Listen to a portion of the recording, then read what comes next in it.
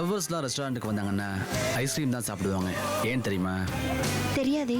காதல் ஐஸ்கிரீம் ரெண்டுமே உருகிற விஷயமாச்சே. ஓ சாரி. ஐயோ, என் மனசுல உள்ளதெல்லாம் உங்கள்கிட்ட கொட்டணும்னு நினைச்சேன். ஐஸ்கிரீம் போட்டுடுச்சு. வாஷ் பண்ணிட்டு வரேன்.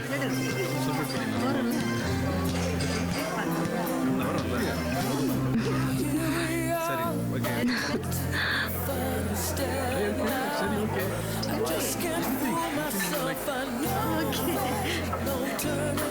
இன்னைக்கு பே பண்ண போறியா?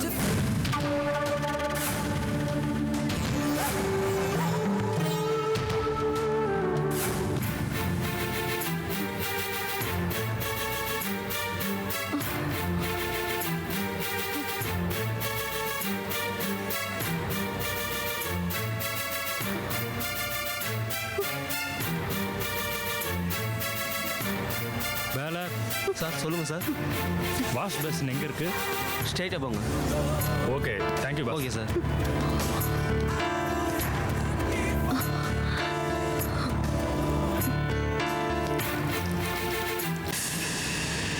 சார் வணக்கம் சார். சார் நான் உங்களை இங்கே பார்ப்பேன்னு எதிர்பார்க்கவே இல்லை சார். ஏன் போலீஸ்காரன ஹோட்டலுக்கு வரக்கூடாது? இல்லை சார், நான் சும்மா கேட்டேன்.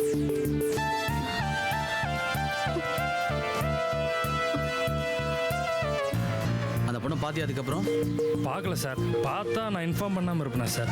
அந்த பொண்ணு என் கண்ணிலே நிற்கிறா சார். அவளை எங்கே பார்த்தாலும் நான் கண்டிப்பாக விட மாட்டேன் சார். சரி ஓகே, பார்த்தா உடனே எனக்கு இன்ஃபார்ம் பண்ணு. Okay sir. Thank you sir.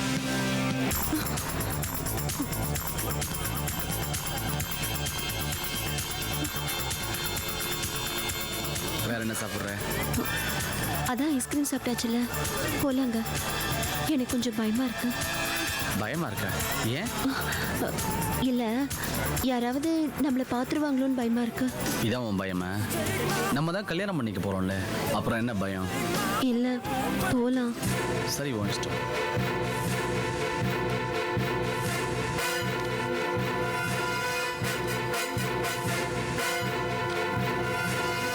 போலாம்.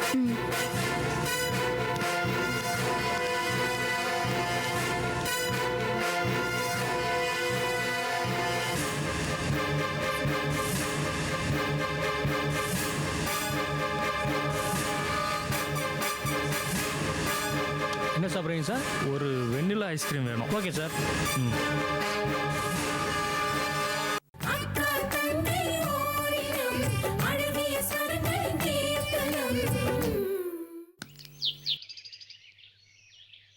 வக்கீல் சார், சொல்லுங்கள் சார். என் மனைவி ராஜேஸ்வரி கேட்காம நான் எப்பவும் எதையுமே செஞ்சதில்லை. என் மகன் கார்த்திக்க அவ தன் வயிற்றுல சுமக்கலைனாலும் 25 வருஷமா தன் நெஞ்சில சுமந்திருக்கா.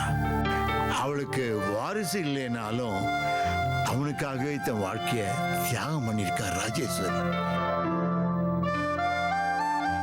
இவர் சொல்றத பார்த்தா மொத்த சொத்தை நம்ம பேர்ல எழுதிடுவார் போல இருக்கு. சொத்து வரட்டும், இதுக்காக தானே பல வருஷமா காத்துட்டு இருக்கேன். அவ்வளவுதான். வக்கீல் சார், எழுதுனது படிங்க.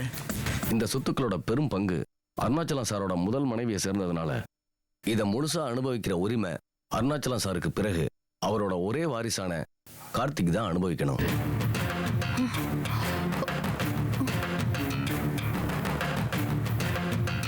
தணிகாசலம் பிள்ளையின் மகனான அருணாச்சலம் என்கிற நான் சுயநினைவோடு என் இரண்டாவது மனைவி ராஜேஸ்வரிக்கு எழுதி கொடுக்கும் உயில் பத்திரம். என் சுய சம்பாத்தியத்தில் நான் வாங்கிய 2 வீடுகள், 10 லட்சம் ரூபாய் ரொக்கம் மற்றும் வீட்டில் உள்ள நகைகள் இவை யாவும் ராஜேஸ்வரிக்கே உரியவை. இது அவளின் எதிர்காலத்திற்காக நான் எழுதி கொடுக்கும் உரிமை பத்திரம். மேலும் இந்த பல கோடி ரூபாய் மதிப்புள்ள சொத்துக்களை அனுபவிக்கும் உரிமை கார்த்திக்கு மட்டுமே உண்டு. ஆனால் கார்த்திக் இப்போது சரியான மனநிலையில் இல்லாததால் இந்த சொத்துக்கள் யாவும் கார்த்திக்கு பிறகு அவன் பிள்ளைகளையே சாரும். கார்த்திக்கின் பிள்ளைகள் மைனராக இருக்கும் வரை இந்த சொத்துக்களை நிர்வகிக்கும் பொறுப்பு கார்த்திக்கின் மனைவிக்கு மட்டுமே உண்டு. இத பாருங்கம்மா, கார்த்திக்கு மனைவியா வரப்போற பொண்ணுக்கு ஒரு கடிதம் எழுதி என்கிட்ட கொடுத்துருக்காரு. கார்த்திக்கு கல்யாணம் முடிஞ்ச அடுத்த நிமிஷமே அவருடைய மனைவி இந்த கடிதத்தை தாராளமா பிரிச்சு படிக்கலாம். அது வரைக்கும் இந்த கடிதம் என்னோட கட்டுப்பாட்டில் தான் இருக்கும். ராஜேஸ்வரி, வக்கீல் சார் படிச்சதை கேட்டீல்ல? உனக்கு திருப்தி தானே? ஆ, இதுல எனக்கு என்னங்க இருக்கு? என் புள்ள நல்லா இருக்கணும், நீங்க நல்லா இருக்கணும். பணம் காசை வச்சுக்கிட்டு நான் என்ன பண்ண போறேன்? ராஜேஸ்வரி, உன் மனசு எனக்கு தெரியாதா? You have got a golden heart. One more thing, Mouli பல வருஷமா நம்ம குடும்பத்துக்காகவே உழைச்சிக்கிட்டு இருக்கான். நாம அவனுக்கு சொத்தோ பணமோ கொடுத்தா அவன் வாங்கிக்க மாட்டான். தானே உழைச்சி சம்பாதிச்சு சாப்பிடணுங்கிற எண்ணம் இருக்கிறவன். அதனால அவனுக்கு ப்ரமோஷன் கொடுத்து சம்பளத்தையும் உயர்த்தியிருக்கேன். மௌலி, உனக்கு எப்பவும் எந்த சமயத்திலையும் உனக்கு உதவி செய்ய இந்த குடும்பம் காத்துக்கிட்டு இருக்குப்பா. ரொம்ப நன்றிங்க. ராஜேஸ்வரி, திருப்தி தானே? எல்லாம் நல்லபடியா முடிஞ்சது. இவங்களுக்கு சாப்பாடு ரெடி பண்ணு. நீங்க இருந்து சாப்பிட்டுட்டு தான் போகணும். சரிங்க சார். சீக்கிரம் ரெடி பண்ணுமா. சரிங்க.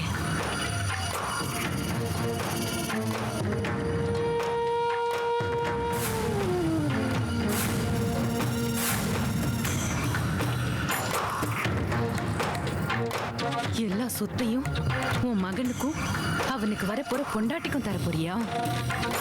இது நீயா எடுத்த முடிவில்லை. அந்த சந்தியா எங்கேயோ உட்கார்ந்து உன்னை ஆட்டி படைச்சிட்டு இருக்கா. நீ அதுக்கேத்த மாதிரி ஆடிட்டு இருக்க. இந்த உயில் மட்டும் உண்மையாயிட்டா நான் உன் உயிரை எடுத்துருவேன்.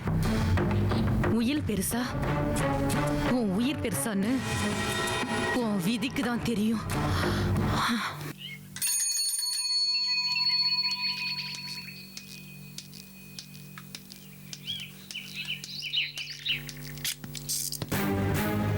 சொல்றா. சரி. புரியல. அட, புரியுது புரியுது.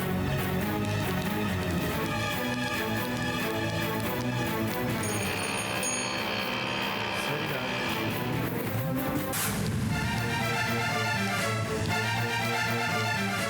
நான் அப்புறம் பேசுகிறேன். வெயிட்.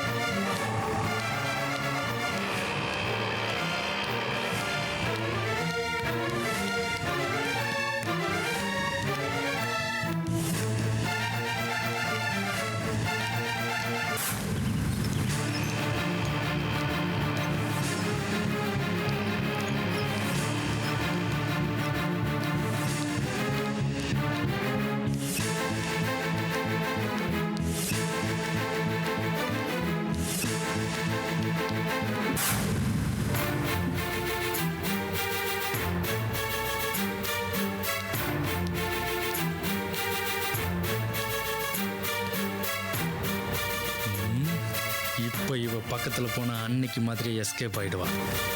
இன்ஸ்பெக்டர் விக்னேஷ் இவளை எங்கே பார்த்தாலும் இன்ஃபார்ம் பண்ணுன்னு சொல்லியிருக்காரு.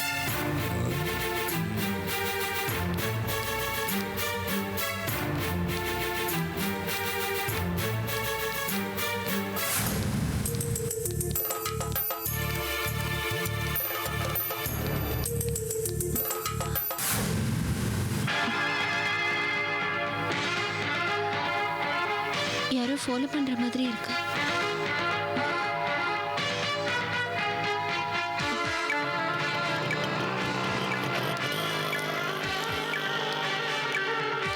இவளை ஃபாலோ பண்ணி இவ வீட்டை தெரிஞ்சுக்கிட்டு இன்ஸ்பெக்டர் விக்னேஷுக்கு இன்ஃபார்ம் பண்ணிடலாம்.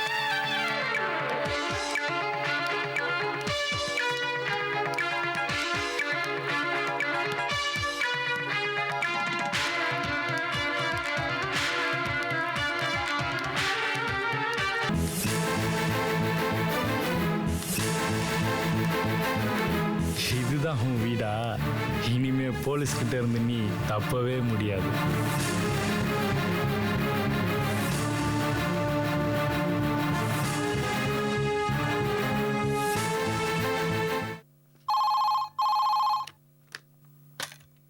Inspector Vignesh speaking. சார், நான் அருண் பேசுறேன் சார். உங்க தம்பி கடைசியா ஒரு மாடலிங் பொண்ணை மீட் பண்ணாருன்னு சொன்னல, அந்த பொண்ணை நான் பார்த்துட்டேன் சார். அப்படியே? அது மட்டும் இல்லை சார், அந்த பொண்ணோட வீட்டை கூட நான் கண்டுபிடிச்சிட்டேன். Very good. நீ உடனே கிளம்பி ஸ்டேஷனுக்கு வா. என் கூட வந்து அந்த பொண்ணு வீட்டை காட்டு. ஓகே? ஓகே சார், நான் உடனே வர்றேன் சார். ஓகேப்பா.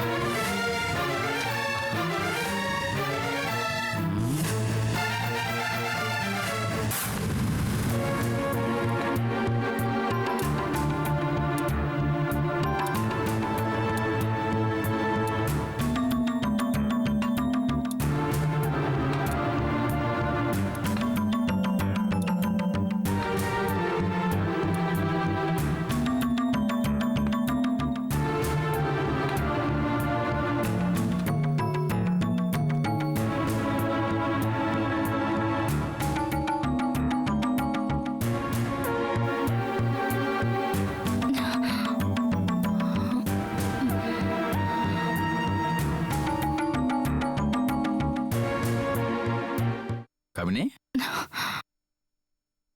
தூக்கம் வந்தா கதவு மூடிட்டு தூங்க வேண்டியதானே? எதுக்காக எனக்காக வெயிட் பண்ற? என்னன்னே தெரியல, எல்லாம் அவசர அவசரம் முடிஞ்சு போச்சு.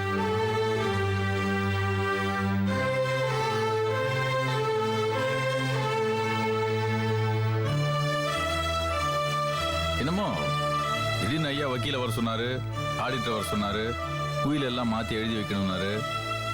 எதுக்கு இவ்வளவு அவசர அவசரமா இதெல்லாம் பண்றாருன்னு ஒண்ணுமே புரியல. என்னது, உயில மாத்தி எழுதிட்டாங்களா?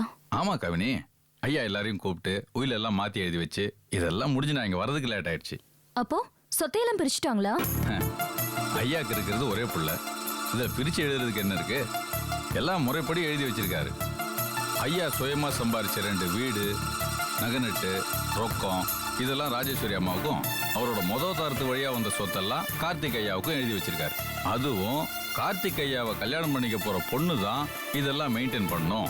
அதுக்கப்புறம் அவங்களுக்கு பிறக்க போற குழந்தை மேஜர் ஆனதும் இந்த சொத்தெல்லாம் அதுகிட்ட ஒப்படைக்கணும் அப்படின்னு தெள்ள தெளிவா உயில் எழுதி வச்சிருக்காரு.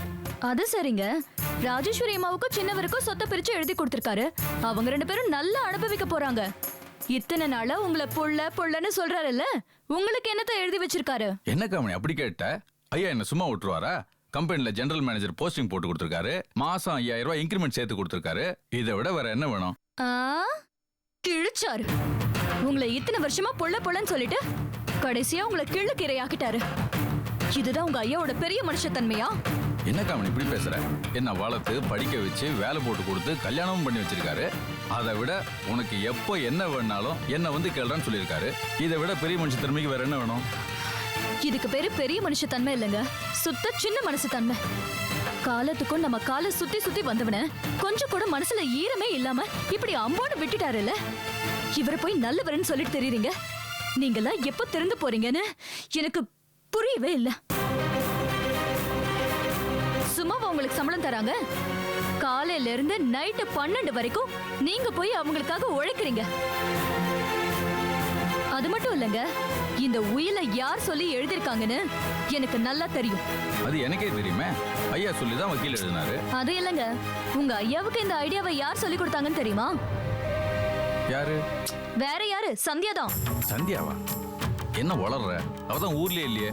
பக்காவா பிளான் பண்ணி கொடுத்துட்டு இந்த ஊர்லயே இல்லாத மாதிரி நாடகம் ஆடுறா. நீயா என்னென்னமோ கற்பனை பண்ணிக்கிற? இது கற்பனை இல்லைங்க, உண்மை. இதெல்லாம் அந்த சந்தியாவோட நாடகம் தான். அவதான் ஊர்ல இருந்து உங்க ஐயாவுக்கு போன் பண்ணி இந்த ஐடியாவை கொடுத்திருக்கா. அதை கேட்டு உங்க ஐயாவும் ஆடிட்டு இருக்காரு. அதெல்லாம் ஒண்ணும் இல்ல. ஐயா கீழே விழுந்து உடம்புக்கு முடியாம போனதுனாலதான் இந்த ஏற்பாடெல்லாம் பண்ணாரு. உங்க ஐயா கீழே விழுந்தது, உயில ரெடி பண்ணது எல்லாமே நாடகம் தான். இன்னும் வெளிப்படையா சொல்லணும்னா சந்தியாவும் உங்க ஐயாவும் சேர்ந்து நடத்துற டபுள் கேம் இது. சந்தியா தன்னோட எதிர்காலத்தை நினைச்சு இந்த ஏற்பாடெல்லாம் பண்ணிருக்கா. இதெல்லாம் உங்களுக்கு போக போக தான் புரியும், இப்ப புரியாது.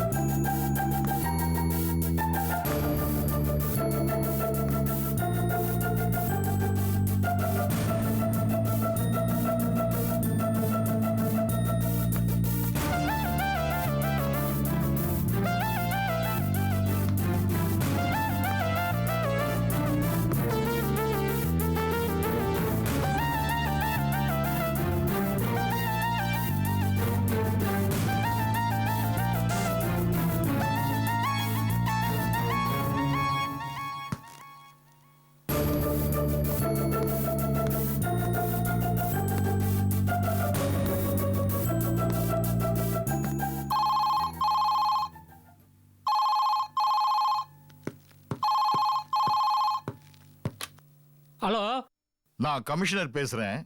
இன்ஸ்பெக்டர் விக்னேஷ் எங்க? Sir good morning sir. ஒரு நிமிஷம் சார், கூட்டு வரேன் சார். சரி, சீக்கிரம் கூப்பிடு. சார் கமிஷனர் லைன்ல இருக்கார் சார்.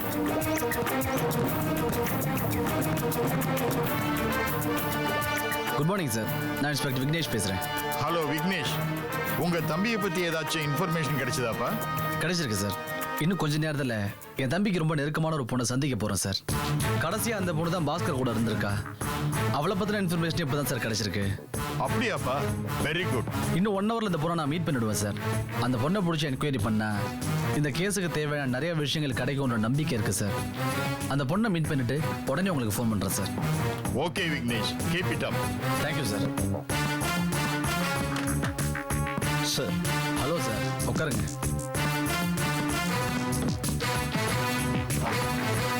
என் தம்பி கேஸ் விஷயமா ஒரு முக்கியமான ஆளை பார்க்க போறேன். என் தம்பி கூட கடைசியா பேசிக்கிட்டு இருந்த ஒரு பொண்ணை அவன் ஃப்ரெண்டு ஒருத்தன் பார்த்துருக்கான். அந்த பொண்ணு அடையாளம் காட்டுறதுக்காக அவன் ஸ்டேஷனுக்கு வந்துகிட்டு இருக்கான். அவனுக்காக தான் வெயிட் பண்ணிட்டு இருக்கேன். ஹலோ சொல்லு. சரி, எங்க வரணும்? ஓகே, நான் உடனே கிளம்பி வரேன். போலாம் சார். ஓகே சார், வாங்க.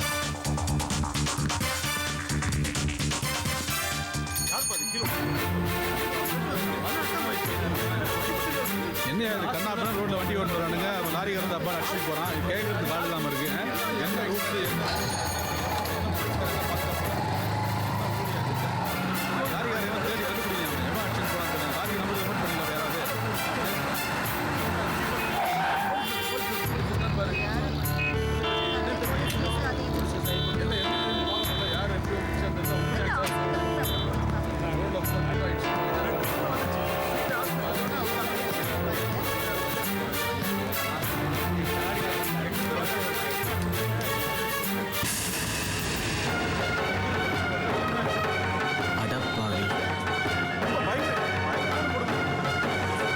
அடிக்கடி இந்த ரோட்ல ஆக்சிடென்ட் நடக்குது சார்.